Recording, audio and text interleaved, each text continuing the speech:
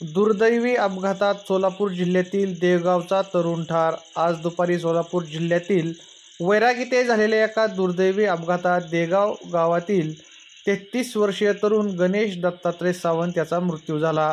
पोलिसांनी दिलेल्या माहितीनुसार हा अपघात वैराग रातंजण रस्त्यावर बाबू शंकर बसुटे यांच्या शेताजवळ झाला।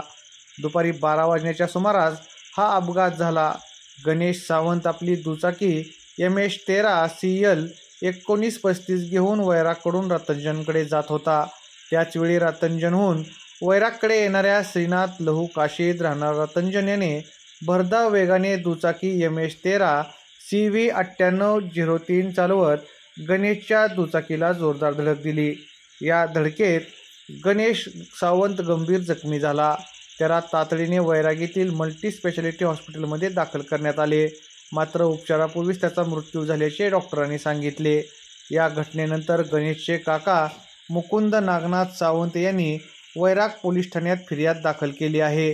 पोलिसांनी श्रीनाथ लहू काशीद याच्या विरुद्ध निष्काळजीपणे वाहन चालवून अपघातास कारणीभूत ठरल्याबद्दल गुन्हा दाखल केला असून या घटनेचा पुढील तपास पोलीस हवालदार सचिन मुंडे हे करत आहेत।